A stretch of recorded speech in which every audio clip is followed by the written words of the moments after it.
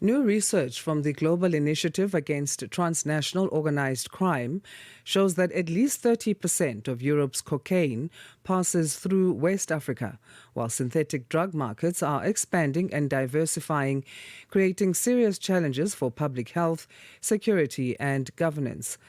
Joining us to explain these findings is Lucia Bird, one of the authors of the report. And director of the Observatory of Illicit Economies in West Africa at the GI-TOC, who has led research into trafficking routes, criminal networks, and emerging synthetic drug markets. Lucia, thank you for joining us. Good morning. Good morning. Can you, as one of the authors of this report, explain the key findings that you would highlight for our listeners about cocaine and synthetic drug markets when it comes to West Africa?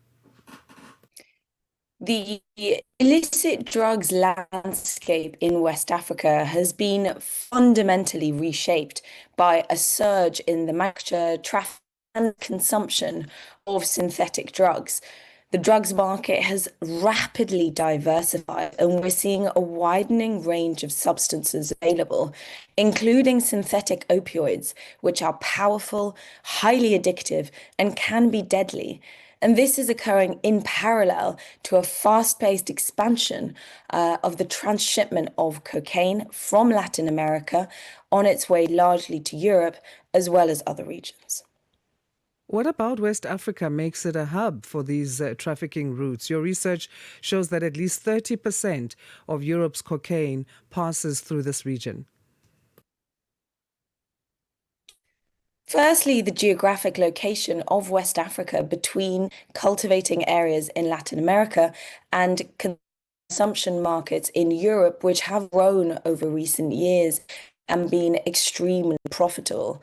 But also the investment in the transport infrastructure West Africa, which has grown roads, has really supported a growth in business, but has also made it more attractive to traffickers seeking to move their drugs between different regions of the world. Let's talk digital technology then and the influence that this has on this topic. How are digital technology platforms, online platforms, changing the way that synthetic drugs are produced, distributed, and sold in West Africa?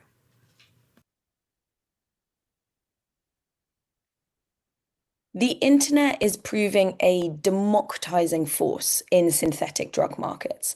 Individuals can easily purchase a wide range of drugs and precursors, so the chemicals that are then made to make the final street drugs, online. You don't necessarily need an international connection with suppliers somewhere else. And this makes it easier to become a trafficker in these synthetic drugs markets. And we're seeing more and more individuals entering the criminal market. In our research, we found hundreds of adverts on West African business-to-business websites offering delivery to countries in the region and targeting largely wholesale dealers who will buy from those internet platforms and then sell to local consumers. The report mentions corruption and state-embedded actors. That's another factor. How does this shape the market and impact governance and public safety? Right across the world, drug markets are extremely profitable. That means that traffickers can, in some cases, purchase protection from state-embedded actors, for example, at maritime ports to make sure that their shipments are not disrupted. It is corruption rather than violence, which really facilitates the trafficking of cocaine in particular, but also to a lesser extent of synthetic drugs in West Africa and in many other regions of the world. We focus on West Africa as far as the report goes, but can we see other hubs emerging, particularly given, what we discussed earlier, that digital technology and online platforms make the movement of these synthetic drugs easier and the purchasing thereof? West Africa is by no means the only region that is affected either by cocaine markets or synthetic drug markets. In fact, we are seeing a growth of transshipment of cocaine in a number of other regions of Africa, including Southern and East Africa. And we are seeing expanding synthetic drug markets, including of methamphetamine. But for example, nitazenes, which are powerful synthetic opioids, have also been detected in some other countries in Africa, suggesting rest is experiencing a similar expansion in the synthetic drugs available. And what are the factors that contribute to those hubs of Southern and East Africa also being on the rise?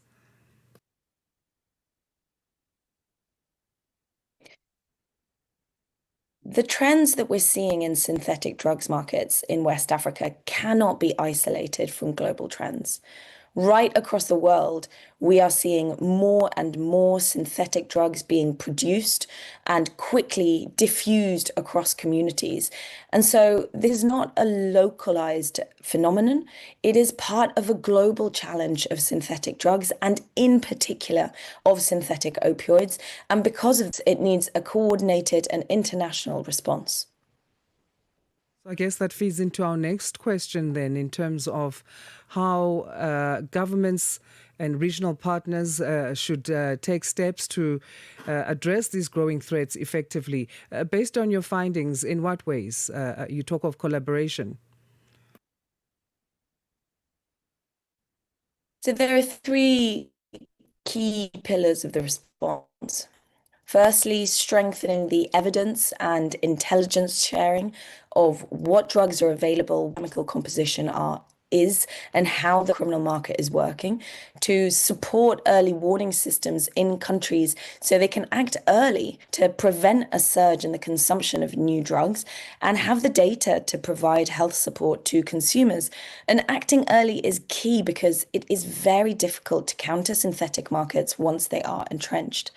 Secondly, partnerships with the private sector, whether it's maritime shipping companies or postal courier services, which are being used as channels for international trafficking. And finally, there must be international collaboration right across the drug supply chain, as well as with information sharing. It is key to identify, regulate, and disrupt illicit drug trafficking at each step of the supply chain. Is the report readily available for those who'd like to view more?